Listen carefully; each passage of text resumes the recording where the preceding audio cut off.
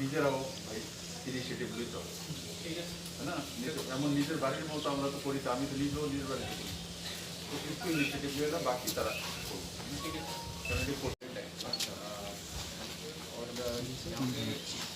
Covid centre বানিয়েছে হওয়ার পরে ছেলে মেয়ে কোনো ধরে না, তো পজিটিভ হওয়ার পরে বাড়িঘর অনেক সময় আমরা নিজেরাও সাফ সাফাই করে দেয়, যদি থাকে তারা তো থাকে, নিজেরাও করে না। নিজেরা গিয়ে পরে আগরতলাতে সবাই ফোন করে এসে এবার বাড়ি নিজেরা বাড়ি ঠিক করি না, হ্যাঁ তো বোন তোমরা করে না, নিজেরা করে দেয়, তোমার বছর পাঠিয়েছে।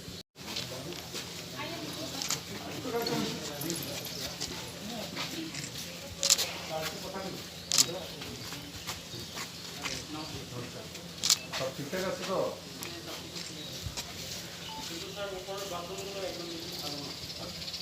আমরা টয়লেট করতে পারছি না, আমার প্লেটিং হয়ে যাচ্ছে, 8:30 থেকে আমি ওখানে বসে আছি, টয়লেট ইউজ করতে পারছি স্যার। ওটা শিফট করে দিচ্ছি স্যার।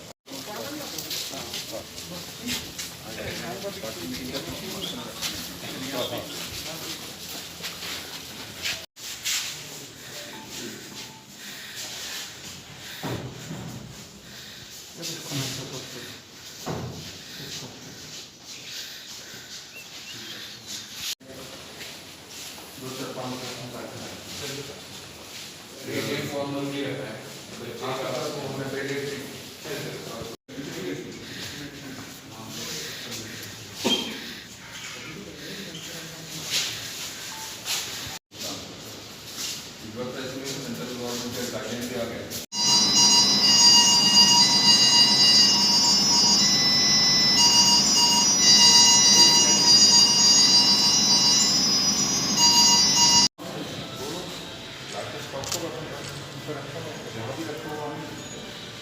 तो वीडियो का रिक्वायरमेंट फुलफिल हो जाएगा, हमारे पास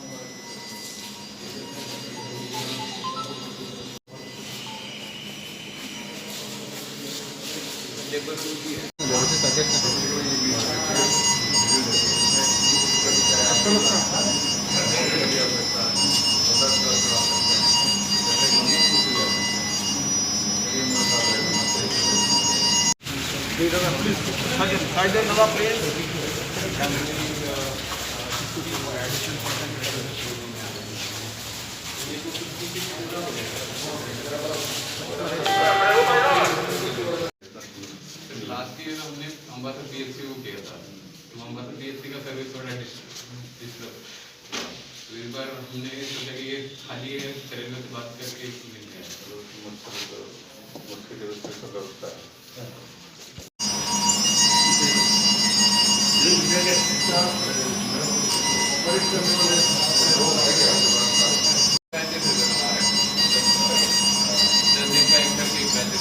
सबका ट्रेनिंग हो चुका है।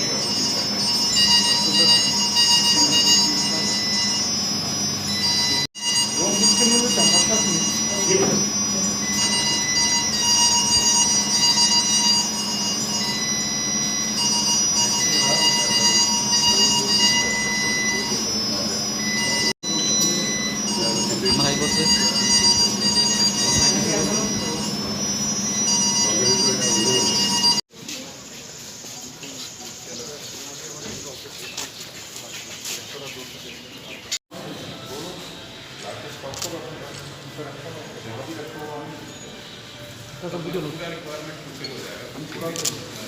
और हमारे पास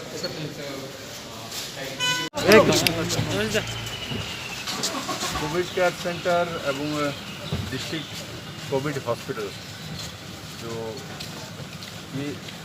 একটা রেলওয়ে স্টেশনের কাছে করা হয়েছে, ডিসিএসসি আর সিসিসি এখানে করা হয়েছে।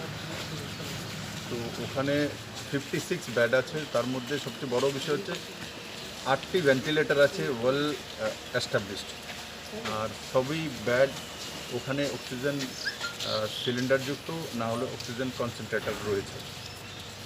আর এখানে সিসি তো ব্যবস্থা রয়েছে, পজিটিভ পেশেন্ট এখানে রয়েছে এবং সব ব্যবস্থা ঠিক আছে। আর এখানে এমনিতে ধলাইতে পজিটিভিটি রেট 2%-এর কাছাকাছি। তো ত্রিপুরাতে যে 5.5% পজিটিভিটি রেট অ্যাভারেজ, তো এর চাইতে ধলাইতে অনেক কম আছে। আর আমি আশা করি আপনাদের মাধ্যমে সেটাই বলবো, ধলাইবাসীকে সাবধানে থাকা, সোশ্যাল ডিস্টেন্সিং মেনটেন করা, কেন্দ্র এবং রাজ্য সরকারের যে যে দিশানির্দেশিকাগুলি লাগু করা হয়েছে সেগুলো মেনে চলা, এবং ভ্যাকসিন যে রাজ্য সরকার প্রোভাইড করাচ্ছে এবং কেন্দ্র সরকার সেগুলো পাঠাচ্ছে, ভ্যাকসিনেশন হচ্ছে। 45 থেকে তার ঊর্ধ্বে আমরা বড় মাত্রা ভ্যাকসিনেশন করতে পেরেছি। দেশের মধ্যে দ্বিতীয় স্থানে ত্রিপুরা রয়েছে, 26% আমরা ভ্যাকসিনেশন করতে সক্ষম হয়েছি জনতার সহায়তায়।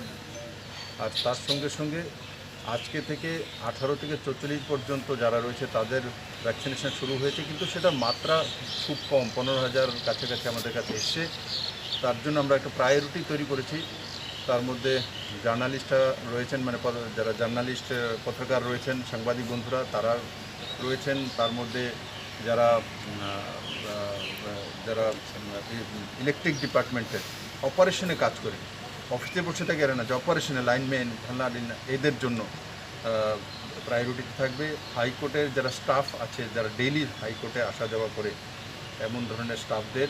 আর সঙ্গে সঙ্গে আমাদের এএমসিতে প্রথম দফায় দেওয়া হবে প্রত্যেক ত্রিপুরাতেই, কারণ আগরতলা কর্পোরেশনেই সবচেয়ে বেশি করোনা পজিটিভিটি রেট। তার জন্য আগরতলাতে যারা অটো চালক, ই রিক্সা চালক, রিক্সা চালক, তাদেরকে রেজিস্ট্রেশন করিয়ে তাদেরকেও ভ্যাকসিনেটেড করা হবে। সেই দিশাতে রাজ্য সরকার আজকে থেকে শুরুয়াত করে দিয়েছে।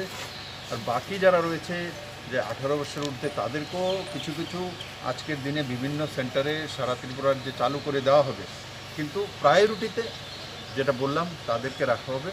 আর আমি সবাইকে বলবো পেশেন্স রাখার জন্য, কারণ 15,000 মাত্র ডোজ এসছে, তো সেটাকে আমরা ডিস্ট্রিবিউট করব। প্রায়োরিটিও রাখা হয়েছে, কারণ যাদের সবচেয়ে জনতার সঙ্গে মুভমেন্ট বেশি হয়, যেমন সাংবাদিকরা হয়, কোর্টের স্টাফরা হয়, রিক্সা চালক হয়, অটো চালক হয়, পাওয়ার ডিপার্টমেন্টের অপারেশন যারা তারা হয়, স্বাভাবিক কারণে, তার কারণে আমরা তাদেরকে প্রায়োরিটিতে রেখেছি।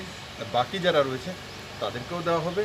তো যতটা মাত্রা রয়েছে সে তার মধ্যে সীমাবদ্ধ থাকা, কারোর তার মধ্যে পেশেন্স পাওয়ানোর দরকার নেই। রাজ্য সরকার যখনই আসবে আমরা তৎক্ষণাৎ সেগুলো জনতার জন্য প্রোভাইড করব।